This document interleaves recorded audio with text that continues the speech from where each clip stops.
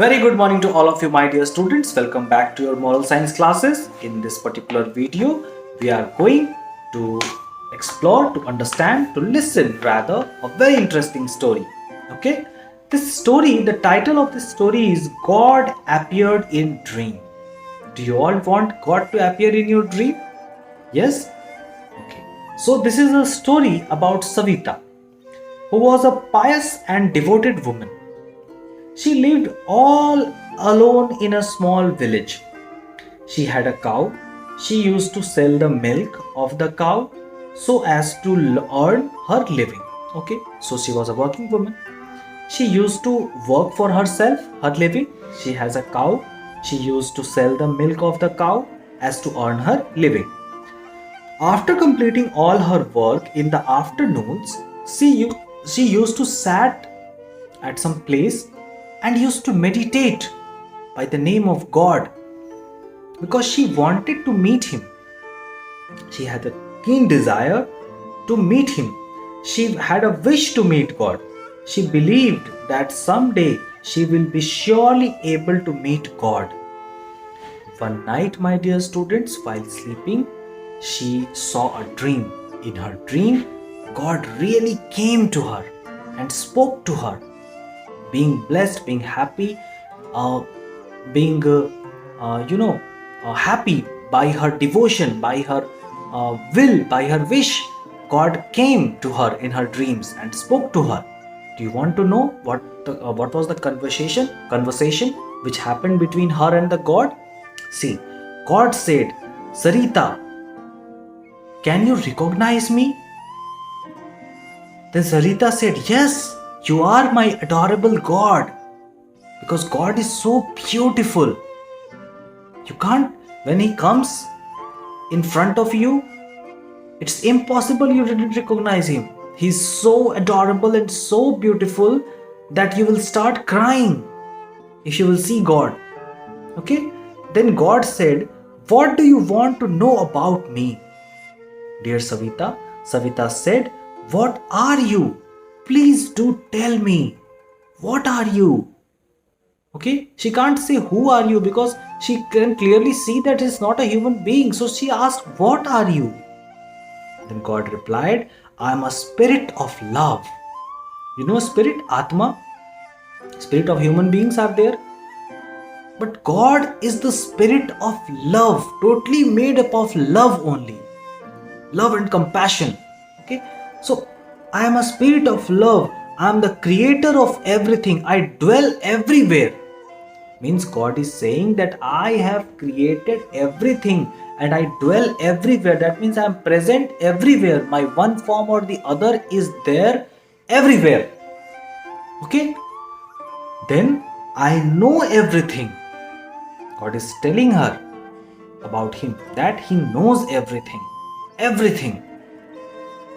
I am the most powerful also. God told her everything about Him. Then Savita asked, "Is your love same for every one of us? Do you love all individuals the same, or do you differentiate on some circumstances, on some criteria?" Then God told her that yes, it is. I do not discriminate between brown, black or white. My love is same for the fat, thin, short and tall. I love everyone the same. My love stretches beyond north, south, east and west.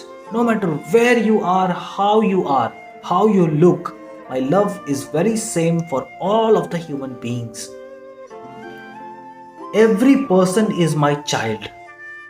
Because all the human beings are God's child, and a mother, a father cannot differentiate between their child, cannot love one child more and other child less. Their love will be the same for their all children. Okay. Then Savita asked, how do you show your love? She became curious, but that if it is same for everyone, then how do you show your love?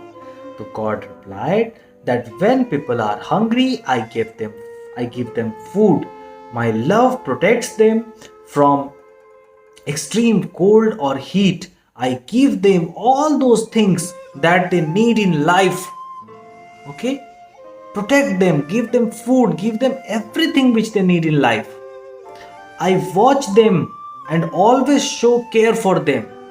He keeps an eye on us and always cares about our well being and always there for protecting us from all the evil.